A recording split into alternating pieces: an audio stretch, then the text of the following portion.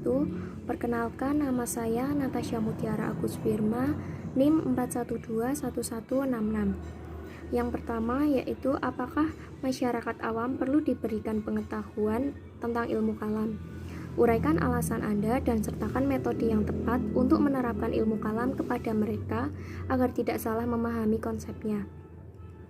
Jawabannya yaitu perlu, karena ilmu kalam cukup penting untuk dibahas bagi mereka yang ingin memperdalam mengenai ajaran Islam serta menjadi dasar untuk mengetahui perkembangan ilmu-ilmu Islam. Salah satu manfaat mempelajari ilmu kalam yaitu kita dapat mengetahui dasar-dasar ilmu atau ajaran Islam, terutama masalah ketuhanan dan Rasul beserta perintah universal ajarannya. Metode untuk menerapkan ilmu kalam yang mendasar dengan membaca Al-Quran dan dikaji secara seksama isi darinya. Kemudian diamalkan secara intensif yang disajikan berdasarkan kemampuan daya pikir tiap individu yang ditumbang dari berbagai referensi rumusan yang objektif melalui proses yang bertahap. Analisalah korelasi, komparasi, dan persamaan ilmu kalam, ilmu filsafat, dan ilmu tasawuf. Persamaan terletak pada proses pencarian segala sesuatu yang bersifat rahasia atau gaib, yang dianggap sebagai kebenaran terjauh, di mana tidak semua orang dapat melakukannya, dan dari ketiganya berusaha menemukan apa yang disebut kebenaran. Kebenaran dalam ilmu tasawuf berupa tersingkapnya kebenaran sejati melalui mata hati. Tasawuf menemukan kebenaran dengan melewati beberapa jalan, yaitu makomat, hal, kemudian fana. Kebenaran dalam ilmu kalam berupa diketahuinya kebenaran ajaran agama melalui penalaran rasio lalu dirujukkan kepada naas, Al-Quran, dan hadis. Kebenaran dalam filsafat berupa kebenaran spekulatif tentang segala yang ada, yakni tidak dapat dibuktikan dengan riset, empiris, dan eksperimen. Filsafat menemukan kebenaran dengan menuangkan akal budi secara radikal, integral, dan universal. Selanjutnya, hubungan tasawuf dengan ilmu kalam terletak pada pembahasan tentang kebenaran. Tasawuf menemukan kebenaran dengan melewati beberapa jalan atau makom, sedangkan kebenaran dalam ilmu kalam berupa diketahuinya kebenaran ajaran agama melalui penalaran akal budi yang kemudian dirujukkan kepada naas, Al-Quran, dan hadis. Perbedaan di antara ketiga ilmu tersebut terletak pada aspek metodologinya. Kemudian, ilmu kalam sebagai ilmu yang menggunakan logika, di samping argumentasi nakiliyah berfungsi untuk mempertahankan keyakinan ajaran agama, yang sangat tampak apologinya. Pada dasarnya, ilmu ini menggunakan metode dialektika jadaliyah, dikenal juga dengan istilah dialog keagamaan. Ilmu kalam berisi keyakinan kebenaran agama yang dipertahankan melalui argumen-argumen rasional. Sebagai ilmuwan bahkan mengatakan bahwa ilmu ini berisi keyakinan kebenaran, praktek, dan pelaksanaan ajaran agama serta pengalaman keagamaan yang dijelaskan dengan pendekatan rasional. Adapun ilmu tasawuf dan ilmu yang lebih menekankan rasa daripada rasio. Oleh sebab itu, filsafat dan tasawuf sangat distinktif. Sebagai sebuah ilmu yang prosesnya diperoleh dari rasa, ilmu tasawuf bersifat sangat subjektif, yakni sangat berkaitan dengan pengalaman seseorang. Itulah sebabnya bahasa tasawuf sering tampak aneh bila dilihat dari aspek rasio. Soal yang ketiga, pemikiran kalam. Yang pertama, aliran Khawarij merupakan golongan yang tidak mau berturut campur dalam pertentangan yang terjadi ketika itu dan mengambil sikap menyerahkan penentuan hukum kafir atau tidak kafirnya orang yang bertentangan itu kepada Tuhan. Yang kedua yaitu aliran Murji'ah, golongan atau kaum orang-orang yang tidak mau ikut terlibat dalam mengkafirkan terhadap sesama umat Islam seperti dilakukan kaum Khawarij yang mengatakan bahwa semua yang terlibat dalam tahkim adalah kafir dan mengatakan bahwa orang Islam yang berdosa besar juga kafir. Yang ketiga yaitu aliran Jabariyah, menolak adanya perbuatan dan menyadarkan semua perbuatan kepada Allah Subhanahu wa taala. Artinya manusia tidak ikut campur sama sekali dalam melakukan perbuatannya. Yang keempat yaitu aliran Qadariyah. Aliran yang percaya bahwa segala tindakan manusia tidak dicampuri oleh Allah. Yang kelima yaitu aliran Mu'tazilah, menjadikan akal atau rasio sebagai satu-satunya sumber dan metodologi pemikirannya. Yang keenam yaitu aliran Asy'ariyah atau Maturidiyah, aliran yang mengembangkan paham teologi Islam yang lebih mengutamakan dalil nakli dan membatasi penggunaan logika filsafat. Yang keempat, soal perbandingan aliran kalam menurut dosa besar. Yang pertama yaitu aliran Khawarij. Khawarij mempunyai banyak subsekte, yaitu Az-Zariqah, Najdah, Al-Muhakkimat, An-Najdat, Asy-Syafriyah. Semua pelaku dosa besar menurut subsekte Khawarij kecuali Najdah adalah kafir dan akan disiksa di neraka selamanya. Yang kedua yaitu aliran Murji'ah. Aliran Murji'ah terbagi atas dua subsekte, yaitu yang pertama Murji'ah ekstrim. Mereka berpendapat pelaku dosa besar tidak akan disiksa di neraka. Kemudian yang kedua yaitu Murji'ah moderat. Mereka berpendapat pelaku dosa besar tidaklah menjadi kafir meskipun mereka disiksa di neraka, ia tidak kekal di dalamnya. Yang ketiga yaitu aliran Mu'tazilah. Menurut pendapat Mu'tazilah, setiap pelaku dosa besar mereka berada di posisi tengah antara mukmin dan kafir. Jika pelakunya meninggal dunia dan belum sempat bertobat, ia akan dimasukkan ke dalam neraka selama-lamanya. Yang keempat yaitu aliran Asy'ariyah.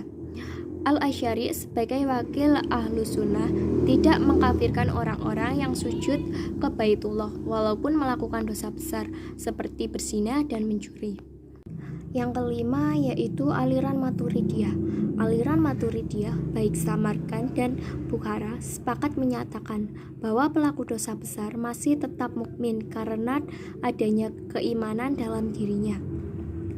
Berikutnya yang keenam yaitu aliran Syiah Syidiyah. Penganut Syiah Syidiyah percaya bahwa orang yang melakukan dosa besar akan kekal di neraka jika ia belum tobat dengan tobat yang sesungguhnya. Kemudian perbandingan antar aliran tentang iman dan kufur. Yang pertama, aliran Khawarij. Iman dalam pandangan Khawarij tidak semata-mata percaya kepada Allah, mengajarkan segala kewajiban perintah agama. Perbandingan antar aliran tentang iman dan kufur. Yang pertama yaitu aliran Khawarij. Iman dalam pandangan Khawarij tidak semata-mata percaya kepada Allah, mengajarkan segala kewajiban perintah agama yang merupakan bagian dari keimanan. Semua perbuatan yang berbau religius, termasuk di dalamnya masalah kekuasaan, adalah bagian dari keimanan. Dengan demikian, siapapun yang menyatakan dirinya iman kepada Allah dan bahwa Muhammad adalah Rasul-Nya, tapi tidak melaksanakan kewajiban agama dan malah melakukan perbuatan dosa, ia dipandang kafir. Yang kedua yaitu aliran Murji'ah. Untuk Murji'ah yang ekstrim, mereka berpandangan bahwa keimanan terletak di dalam kalbu. Adapun ucapan dan perbuatan tidak selamanya menggambarkan apa yang ada di dalam kalbu. Untuk Murji'ah moderat, mereka berpendapat bahwa pelaku dosa besar tidaklah menjadi kafir. Meskipun disiksa di neraka, ia tidak kekal di dalamnya, bergantung pada dosa yang dilakukannya. Yang ketiga yaitu aliran Mu'tazilah. Seluruh pemikir Mu'tazilah sepakat bahwa amal perbuatan merupakan salah satu unsur terpenting dalam konsep iman.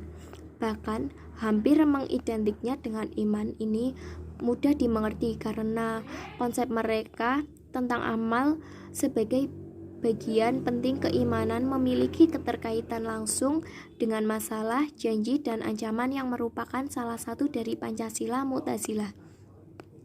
Yang keempat yaitu aliran Asy'ariyah. Al-Asy'ari berkata, iman adalah membenarkan dalam kalbu, sedangkan mengatakan dengan lisan dan melakukan berbagai kewajiban utama hanyalah merupakan cabang-cabang iman. Oleh sebab itu, siapapun yang memberikan kesan Tuhan dengan kalbunya dan juga membenarkan utusan-utusannya beserta apa yang mereka bawa darinya, iman yang semacam itu merupakan iman yang sahih. Dan keimanan seorang tidak akan hilang kecuali jika ia mengingkari salah satu dari hal-hal tersebut. Yang kelima yaitu aliran Maturidiyah.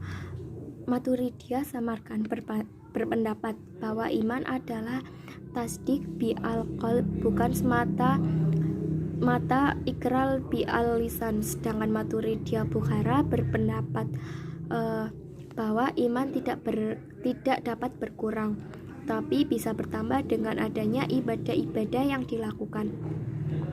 Perbandingan antar aliran tentang perbuatan Tuhan dan perbuatan manusia. Yang pertama yaitu perbuatan Tuhan. Kewajiban-kewajiban Tuhan terhadap manusia. Mu'tazilah berpendapat bahwa Tuhan mempunyai kewajiban-kewajiban terhadap manusia. Bagi kaum Asy'ariyah, paham Tuhan mempunyai kewajiban tidak dapat diterima karena hal itu bertentangan dengan paham kekuasaan dan kehendak mutlak Tuhan yang mereka anut. Kaum Maturidiyah golongan Bukhara paham dengan kaum Asy'ariyah, sedangkan Maturidiyah Bukhara dapat menerima paham adanya kewajiban-kewajiban bagi Tuhan. Berbuat baik dan terbaik. Mu'tazilah berpendapat kewajiban Tuhan berbuat baik, bahkan yang terbaik bagi manusia. Asy'ariyah berpendapat bahwa Tuhan tidak berkewajiban berbuat baik dan terbaik bagi manusia. Kaum Maturidiyah dengan kedua golongannya tidak sepaham dengan kaum Mu'tazilah dalam hal ini. Berikutnya, beban di luar kemampuan manusia. Mu'tazilah tidak dapat menerima paham bahwa Tuhan dapat memberikan kepada manusia beban yang tak dapat dipikul. Asy'ariyah dapat menerima paham pemberian beban yang di luar kemampuan manusia ini. Maturidiyah golongan Bukhara sependapat dengan kaum Asy'ariyah, sedangkan golongan Samarkand sependapat dengan Mu'tazilah. Selanjutnya, pengiriman rasul-rasul bagi kaum Mu'tazilah dengan kepercayaan mereka bahwa akal dapat mengetahui hal-hal tentang alam gaib. Pengiriman rasul-rasul sebenarnya tidak begitu penting. Kaum Asy'ariyah sungguh pun pengiriman rasul-rasul dalam teologi mereka mempunyai arti penting, menolak sifat wajibnya pengiriman demikian karena hal itu bertentangan dengan keyakinan mereka bahwa Tuhan tidak mempunyai kewajiban apa-apa terhadap manusia. Maturidiyah Samarkand sepaham dengan kaum Mu'tazilah, sedangkan golongan Bukhara yang berpendapat bahwa Tuhan tidak mempunyai kewajiban-kewajiban terhadap manusia. Perbandingan antar aliran tentang sifat-sifat Tuhan. Yang pertama, aliran Mu'tazilah, Tuhan tidak memiliki sifat. Yang kedua, Murji'ah dan Khawarij, Tuhan yang bersifat tahu, kuasa, dan hidup itu dengan sendirinya. Yang ketiga, Asy'ariyah atau Maturidiyah, Tuhan memiliki sifat. Perbandingan antar aliran tentang kehendak Tuhan. Yang pertama, aliran Mu'tazilah, bahwa Tuhan itu adil dan tidak zalim dengan memaksakan kehendak kepada hambanya dan mengharuskan hambanya untuk menanggung akibat perbuatannya. Yang kedua yaitu aliran Asy'ariyah, Tuhan tidak memiliki tujuan kekuasaannya dan kehendak mutlaknya dan bukan karena kepentingan manusia. Yang terakhir yaitu aliran Maturidiyah, kehendak Tuhan dibatasi oleh keadilan Tuhan. Sekian dari saya. Wassalamualaikum warahmatullahi wabarakatuh.